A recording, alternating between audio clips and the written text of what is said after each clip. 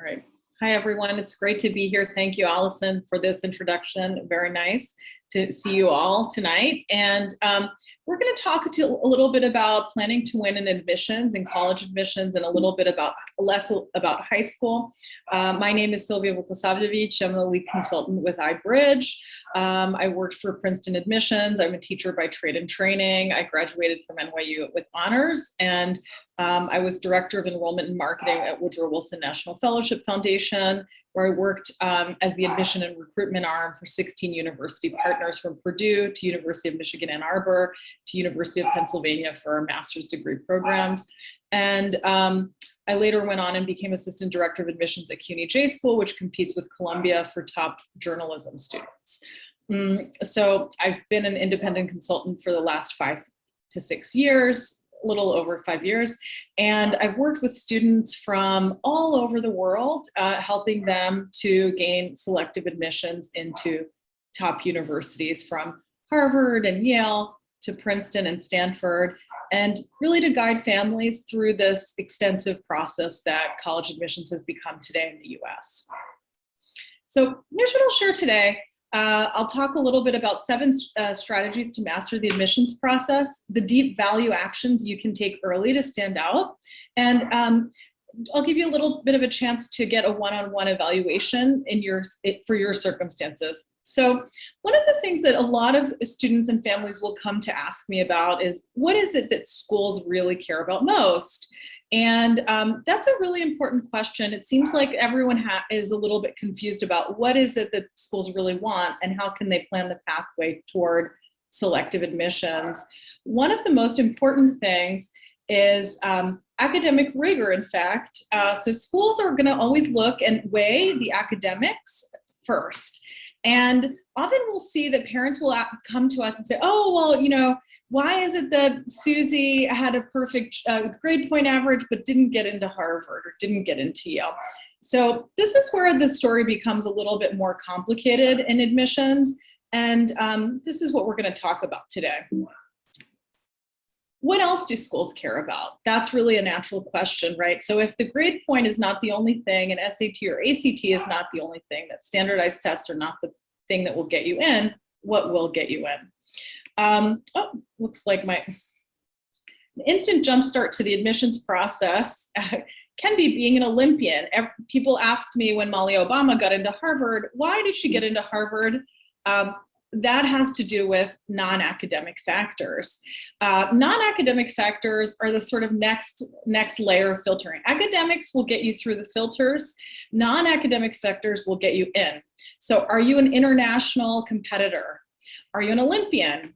Are you a violin virtuoso? Do you play with a national orchestra? These are the things that schools are looking for, especially selective schools. And they're also looking for high school awards, and they're looking for great achievements. So this is something that people will call a spike or a hook. Okay, and then the final thing is they're going to look for personality and school support. And I'll get into how do schools actually evaluate students later in my presentation. So the question you might be asking is, what should my child's profile look like, right? If that's a profile, if that's something that's important, academic rigor, extracurriculars, and school support, what does that mean? So here that we have a plethora of donkeys. There are a plethora of options. There's so many options. First of all, strategies that give you an edge. Your geography and background can give you an edge. So if you're applying from the right state or country, it can be helpful. Excellent grades and test scores, going deep and being awarded, showing that you care, demonstrated interest, being a legacy. So if your grandparents or your parents or your siblings went to a school, paying full tuition, and then also having a strong online reputation can be super helpful. So, all right. Here's an example of a pathway for someone who's a really strong math student. This student has a major math award, the Ramanujan Award. They have also outside awards. So it looks like they're from California. They have the California Scholarship Federation Award. They have the Contra Costa County Award. And then they also have leadership in mathematics. So their summers are used to get into really competitive math programs. There are many. And one of them would be Texas Honor MathWorks. There are others. Ross Math and programs like this are extremely hard. Students might spend 20 pages solving one problem just to get in, and there might be 10 to 15 different mathematics problems that you'd have to solve. So for the most part, it's very difficult to actually achieve what schools are looking for. And so you have to actually help your student to plan the achievement pathway. Another pathway that you might really be interested in seeing is a recruitment pathway. So I always like recruitment as an option. Obviously, it's not easy to be a recruited athlete, but there are a lot of different variations on the theme. You have three divisions of sports. You have Division 1, 2, and 3. Division 3 can be a lot easier. MIT is a Division 3. So Tufts is a Division 3. There are many, many top universities that offer Division 3 recruitment pathways. And this is actually a very nice pathway, because if you are actually a national athlete and this is your achievement or your spike, what you really can do here is you can expect to speak to coaches almost 1 or 2 years in advance of when you're going to apply to schools. And coaches will tell you, yeah, we are interested in recruiting you. We are working with you. We are wanting to help you. And often that will give you a 30 to 40% increase in chance to get into a school. So I really like the recruitment pathway. I like the idea of sports as an option, but not everyone is an athlete. So this can be also a tricky one. So you see why it's important to plan, right? Why is it important to plan? You can't actually achieve all these great things in the time that you have during high school unless you're actually really deliberate and conscientious. Basically, schools will rank you, and this is how they're going to be scoring you. They're looking at you from an academic perspective, and they're going to give the best high priority group is going to get a score of 1. So if you have perfect grades and you have perfect test scores, and you really did everything right, and you took the hardest classes, you went to a top school, you're going to get an academic score of 1. And then so that'll help you get a full review. That means that you're going to get through some of the filtering that universities do. The next thing that schools are going to look at is your extracurricular success. So many parents will say, oh, Susie is captain of the volleyball team, or captain of our, president of the class. That actually will make you very standard in the pool, and it's not going to help you too much. That would give you the possibility of being reviewed, but it won't really help you to stand out among a very competitive pool. So I'm sharing some case studies with you, and I'm hoping that you'll get something out of these examples of students that we've worked with in the past.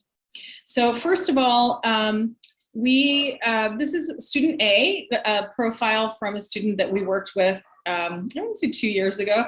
And this student had a 3.9 weighted GPA, 3.9, it's actually unweighted, I don't know, and a 36 ACT, which is a perfect test score. Class rank was 5, and went to a feeder high school with many top universities, excellent academics and standardized test scores, high-level science research. These were the student's assets. But the student had some gaps. First of all, wanted to understand whether or not to choose Cornell or Carnegie Mellon. The class rank of 5 can be a problem for top schools, and the course rigor had its limits. There was also limited leadership and difficult position in the pool. So what we did actually was assess the student, and we looked at, where do students from his school go to, and what is it that they actually achieve. So we were able to assess that Cornell early decision would be a good option for this student, and make some suggestions and recommendations toward that. The student actually came from a school where no one had ever gone to Carnegie Mellon. So it was a really easy choice for us. We could kind of look at it analytically and make some good recommendations. Okay, so success, student got into Cornell, early decision, everyone's happy, and now we're working with the student's siblings. So it's always fun. Here's another profile that you might be interested in. Tell me if you see your own son or daughter in any of these. I'd be really curious to know. Also, there will be time for questions. I know that I'm kind of zipping through some of these slides. Feel free to chat with us and to ask us any questions that you might have. We definitely are here for you, and we'll be responding, and there will be a lot of time to respond to questions at the end. So here's student B. This student had a 36 ACT score, a GPA of 4.0. This is the kind of student that really is in the zone of getting into a top school. There are certain other things that we'll look at. We'll ask, like, are the math courses that the student has taken strong enough? So if you're in a US school, what we're looking for is at least all the way through Calc BC. If you're looking to get into a competitive Ivy, Calc BC is sort of the baseline. 80% of all students who get into Harvard have that Calc BC. A lot of admissions consultants will tell you everyone walks through their own door, and that is pretty true. But for the most part, there are certain baseline things that we're looking for in a high school transcript.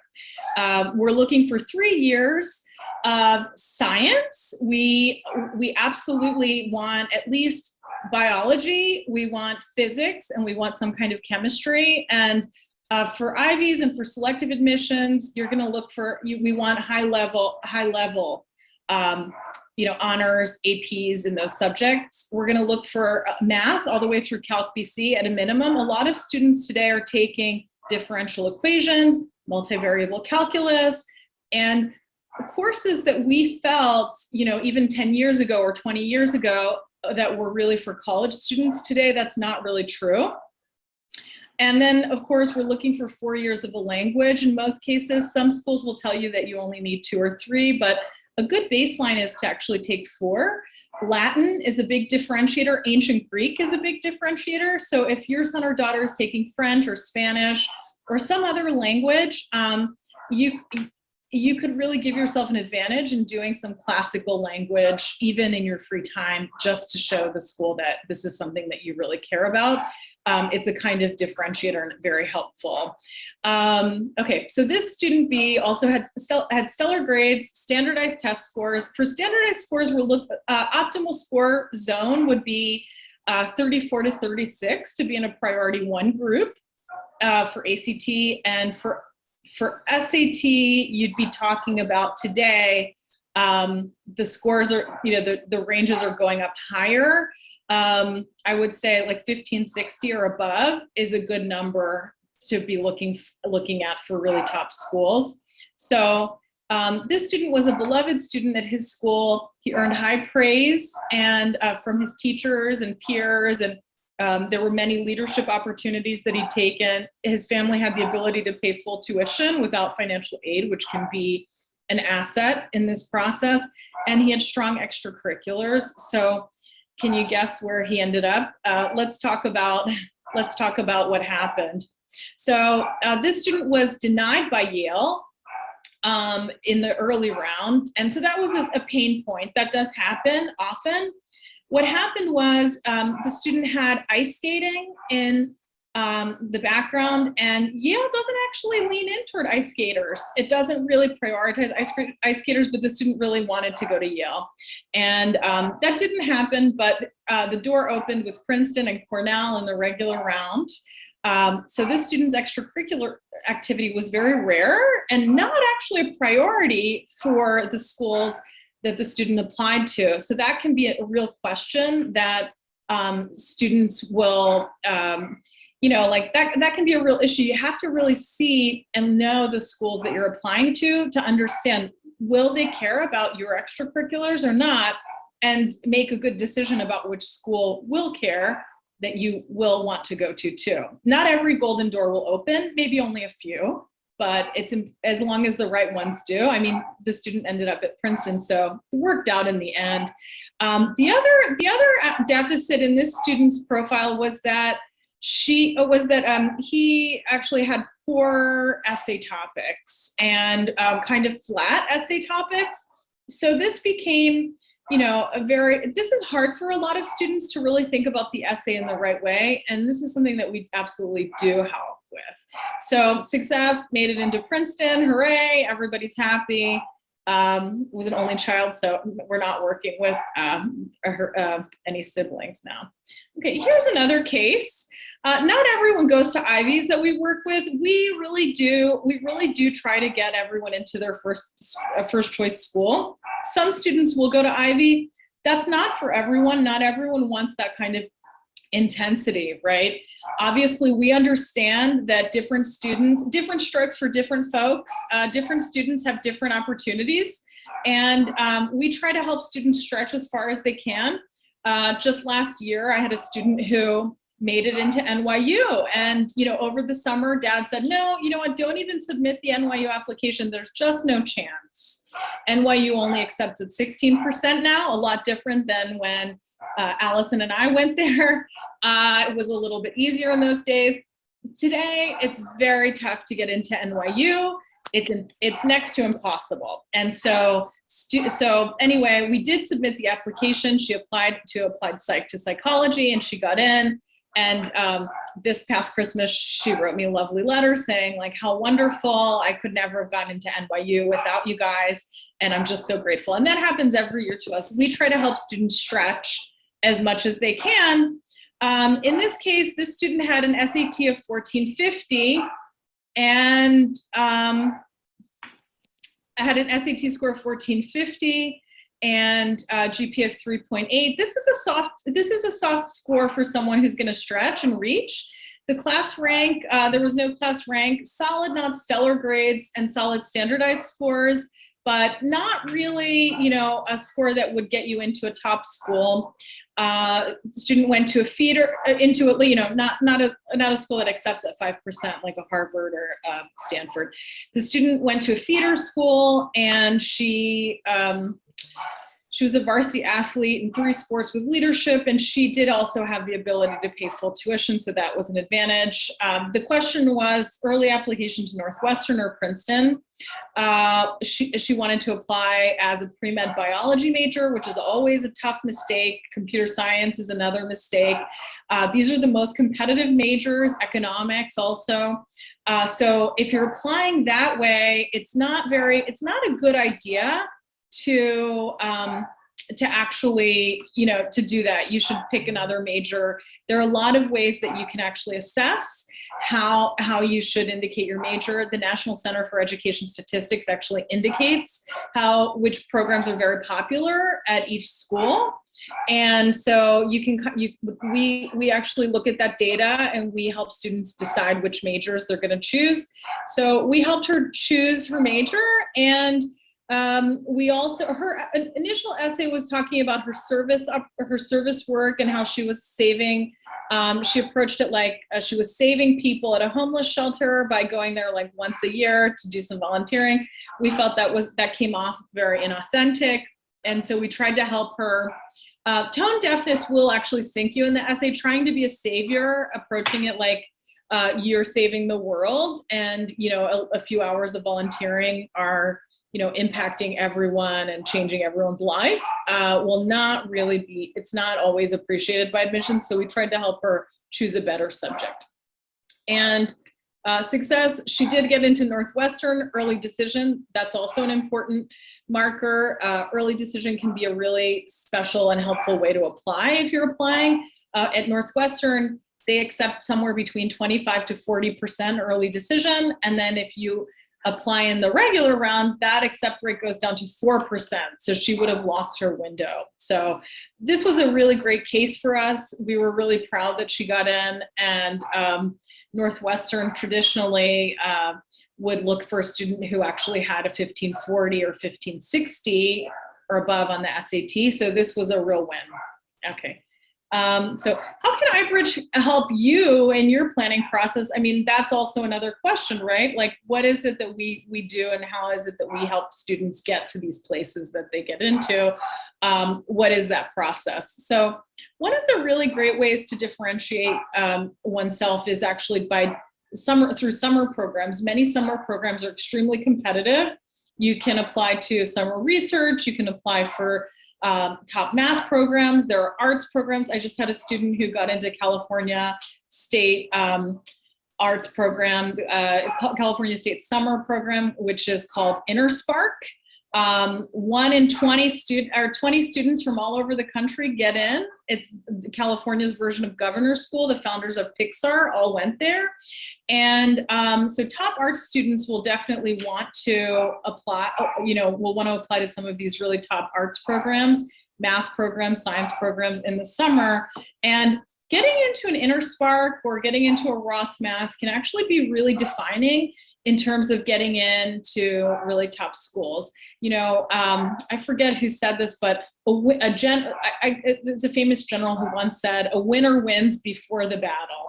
And we consider admissions like submitting the application the battle, and we think summers are like there are opportunities to win before you actually go into the application process. So we understand immediately if someone has achieved some big award or achieved a big summer program, whether or not they're actually going to be competitive in the admissions process. So we try to help students get some of these wins. This is an example of how we might plan out the summer. This is a kind of this is actually not this and we substituted some of the actual programs for just other things, but we would actually map out all of the months and days of the summer, and then try to give you a sense of like how can you pack in all the things that you need to do over the summer, this way. And then we would tell you like, this is when you need to apply, and we'd work on all the applications with you. So a little methodical, but super helpful in kind of visualizing what it would look like. Okay. So that's summer. The other thing that we can do, and I think that this is the most popular thing that we work with families on, is roadmap and pathway planning. A lot of times we'll hear, Kiki or Bobby, they got into Vassar, they were valedictorian. Why didn't they get into Harvard, Yale, or Princeton? Can you help us with like a new application? Mostly it's because of this. A lot of times, families are expecting that getting into a summer program, it can be helpful. But if you didn't do a lot of that stuff, the summers, if you just thought academics would get you in and you didn't do any roadmap or pathway planning and you didn't start early enough, you sometimes are in a deficit situation. And you also might have just thought, oh, well, Bobby was doing enough, had enough leadership with, National Honor Society, or was president of his or her class. It's often not enough. That would be kind of a standard in the pool for the most selective universities. So you need to do more, not more of everything, just like a few of the right things in order to actually differentiate yourself. So this is something that we can help with. So we often will make a plan like this, and we will tell students what it is that they have to do, which programs they have to apply for, and when. And then we put it on the calendar for them, and we work on applications throughout the year with them. So this is just like a few lines of one of the plans. Usually these things are about 4 or 5 pages long, and we try to give students and their families a sense of what they're gonna do all the years of high school. Okay. Finally, college list planning and school fit planning can be super, super helpful. So in the case of our student at Northwestern, we try to really give her a sense of what is it that, let me just move this. What is it that we can actually do for her? And, how can we help her choose the best option? Often that it's about decision-making and planning. So if you're actually setting yourself up properly with the right decision-making and choosing the right schools for yourself, you can actually have much more success than if you are gambling in the process. So in this case, this is an example of a college list that we did for a student who's interested in civil and mechanical engineering. And one of the things that we did is we went through all of the top engineering schools, and we looked at like which schools actually offer civil and mechanical engineering as an option. We after that we indicated sort of what all of the student had a lot of questions about diversity. We gave all of this information about that. And then we also tried to lay out what the accept rates are, what the student could expect when they actually graduate. And we offered a lot more information behind the spreadsheet about virtual tours and additional sort of supplements for each school and things like that. So based off of this college list and others, we're able to assess like what schools would actually fit the student. And we try to create a balanced list. So if you notice, there are a range of universities on here. We try to reach very intensively and actively for the student.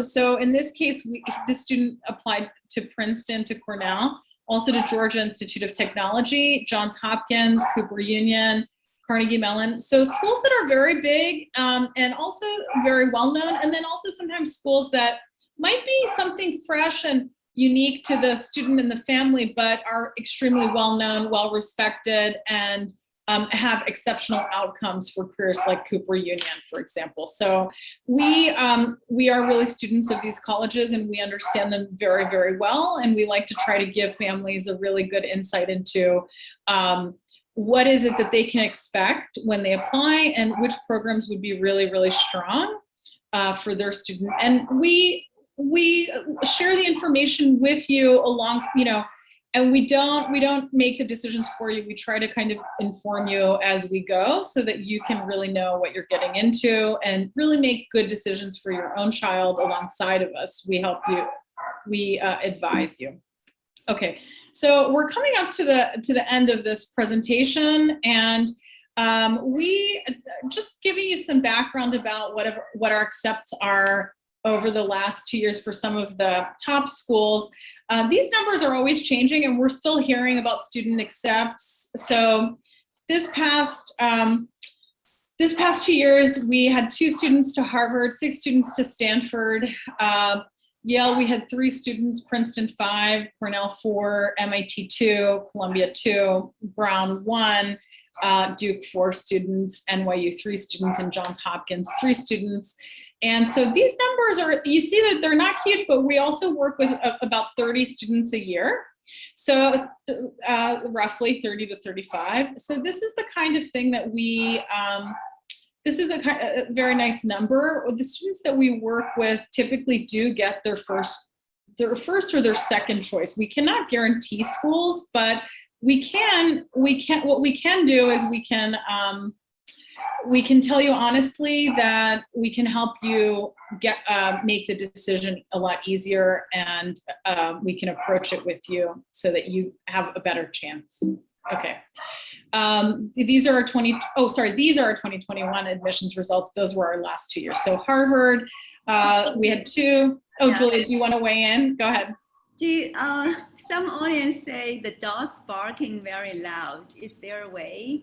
Yeah, I know. I don't know why, like what's happening out there. I want to take a short break and yeah, let's take a short break. 1 second. I don't know what they're doing. Sorry, 1 minute. Okay. Oh, sorry. We rescued a new dog, and she's just kind of crazy. Anyway. Anyway, well, thanks for your patience. I really appreciate it. I know the dog is just nuts. Okay, so anyway, back to the admissions results. I mean, Harvard, we had 2 students admitted this year, Stanford 2, Yale 3, Princeton 2, Cornell, I just realized is misspelled, MIT's 1, and then Columbia, we had 2 students. For Johns Hopkins, we had 1. Brown, we had 1. Duke, we had 2. Georgetown, we had 2. UC Berkeley, we had 1. Northwestern, we had 1. NYU, we had 1. Barnard, we had 1. And Tufts, we had 1. So basically, it's nice because these are all families that, for the most part, got their top 1 or 2 choice. So it's a pretty nice consolation prize if you applied to Harvard or Yale and then didn't get in but got into Princeton or somewhere else. So that's a kind of good problem to have. And that's basically it. So this is the presentation, and I'm just wondering, what are your questions, and should we open it up, Julia, to questions? What do you think? I'm going to very briefly introduce our team, Mm-hmm. and then we'll give the audience 30 minutes to ask questions, or even a little bit longer. Yeah. Mhm. Okay. So if you stop the sharing, then I'm going to share my screen. Oh, great. Okay.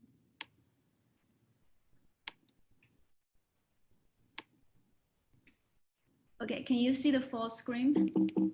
Oh, yeah. Okay. Okay. Okay, 1 second.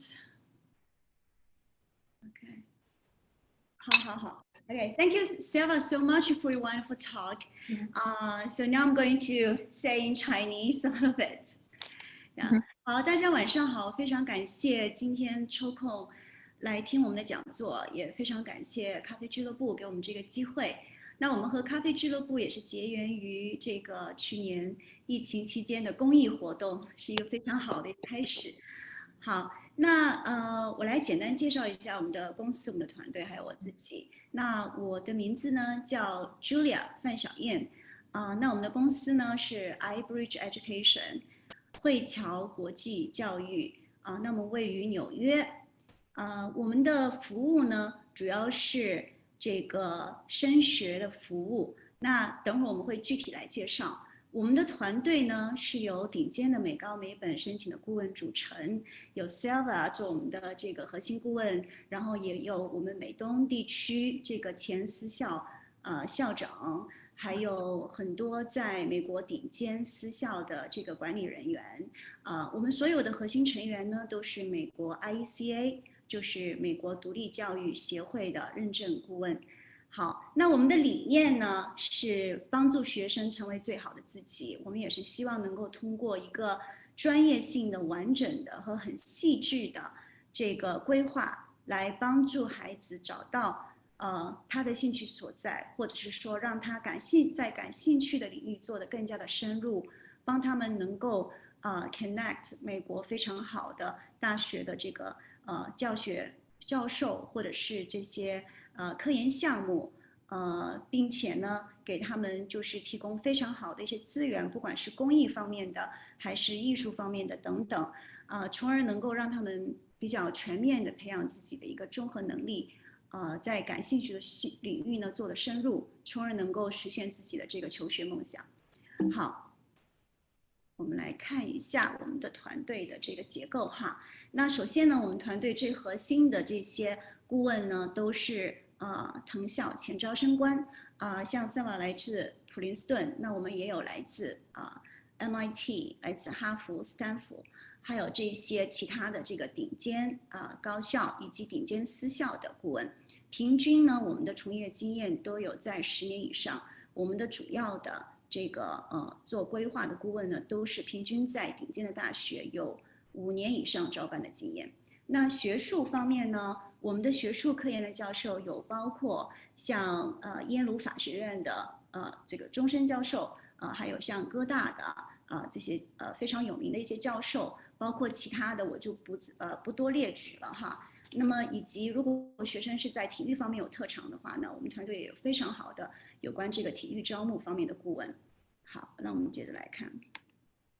那么我们团队就是在升学方面，我们觉得是比较就是我们认为是比较有优势的一方面哈，就是孩子在申请季的时候，如果他申请的是比较顶尖的大学，我们每对应的那所他申请的大学都会有相应的招生专家admission expert 来专门过一遍他的这个 application， 然后看这个是不是有一些就是比如说是可以再改进的，就是他们会来进行审核，提出修改意见。然后这样呢，能够使得最后的申请资料呢、申请材料更加的完善，提高这个被顶尖大学录取的这个概率哈。那我们的文书团队也是非常棒的。我们本身在北美的写作中心呢，就有10来位非常顶尖的这些美国专业的作家，而且他们也都是毕业于像哈佛、哥伦比亚这个，比如说英文专业，或者是像哥大的这个写作硕士项目哈，这个全美只有最顶尖的2%这个 writer 才能被录取的。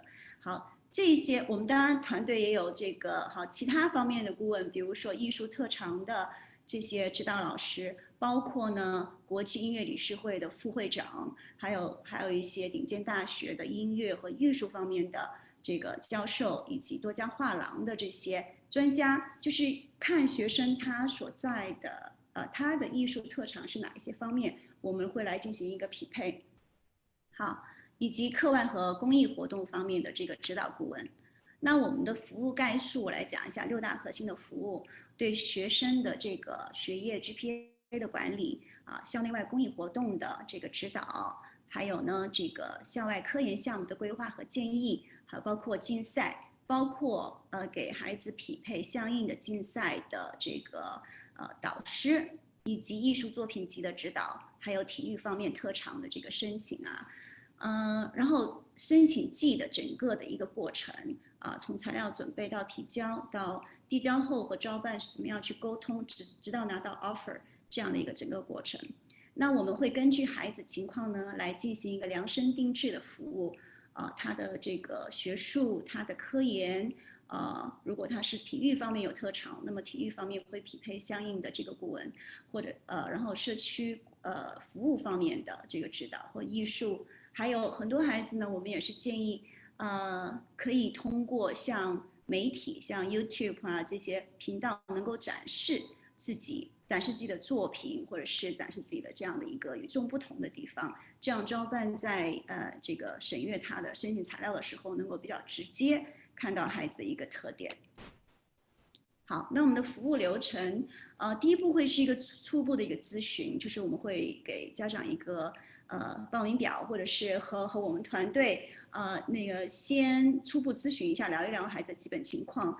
然后呢，我们会安排和我们的核心顾问，包括 Seva 在内的核心顾问进行一个面谈，因为我们也需要看一下孩子的情况，所以最好是希望家长和孩子同时都能和我们在线上见一下，然后深入沟通一下。那接下来呢，如果家长是有兴趣签约的话，我们会给出初步的一个规划方案有些时候家长没有签约前，其实我们也都会给一些建议就是包括适合孩子的这些规划那么我们的团队配置呢，在申请季的时候，我们的是1:10的一个团队的配置从核心顾问到适合他兴趣爱好的这些导师，到这个写作顾问等等这些，还有包括我们工作人员协调和统筹这一些。在平时的时候呢，我们是至少有1:5的这样的一个比例一位学生我们会配5位包括顾问和导师这样的一个团队配置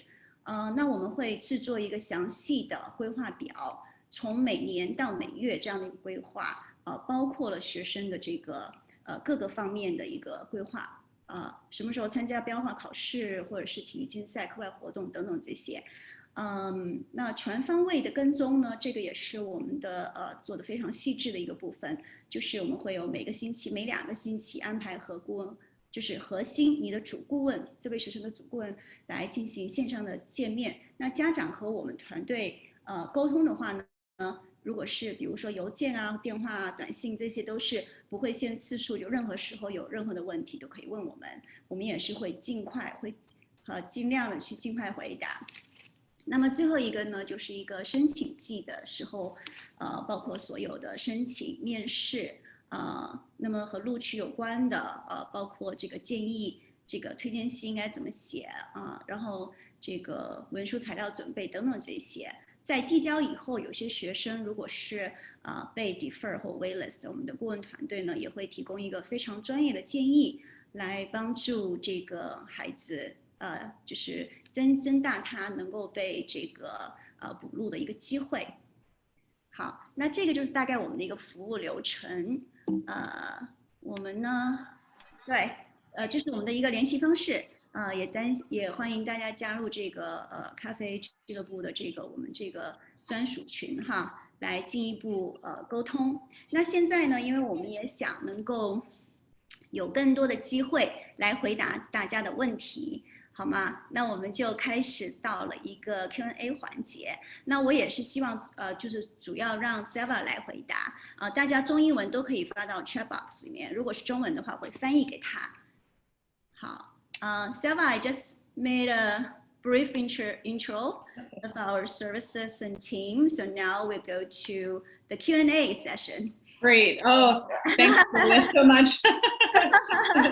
So can you see the chat box? So if you see the English questions, you are welcome to choose an answer, and I will find out Chinese version questions, and I will translate to you.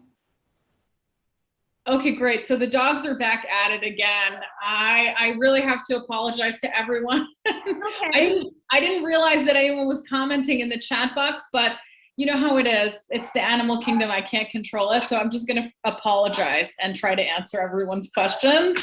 So here's basically, what I'm really seeing. So Amy's asking for science students, what summer programs are hooks? There are really a lot of programs for science students. I think there are many programs. Pathways-to-science.com has a huge portion of these. I would say that's one of the best resources for someone who, I could keep listing them now, but you won't remember. So I'm just going to say, go to Pathways to Science. You'll find many. There are more. There are even more than that.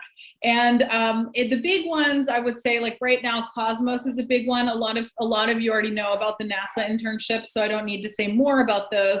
But there are so many. The NIH programs, if you live in Maryland or Washington, D.C., are really big. It can vary by region also. Sometimes a lot of the big science research opportunities will limit you based on your application based on where you live. Like just look at Palm Beach County and you'll see all of the prime ones. There's so many. Scripps is there, Max Planck is there, and you have a lot of really good opportunities to get involved there. So B. Lynn asks, what summer programs are there for those who are interested in pre-med? There are a lot. Tufts probably has one of the best, and B, I would say even applying as a pre-med major is probably not your best choice. So I would maybe rethink the angle unless you're going to go into a direct entry program. You really want to really assess, like, are you competitive at this point? Do you have enough time to plan up? So iPhone asks, what if you live in a remote region with no opportunities nearby? You know what? Most people are traveling to the opportunity. Don't expect the opportunity to be local. If you want to do something really big, remember, 5% chance of getting into Harvard or Stanford requires a major effort or some kind of it's a kind of big undertaking. You have to do something out of the ordinary. You can't just sit around and go to your local YMCA. You have to go way beyond your region. So think bigger, think more national, and think about what are the major programs that are actually not in your area, but maybe affiliated to the university you most want to go to. And I'll just say Yale Young Global Scholars is not one. So I would just drop that off right away. YM asks, is there a pre-law track in the undergraduate period? There is, but it actually is not kind of legit. So when you actually apply as a pre-law, you're just applying,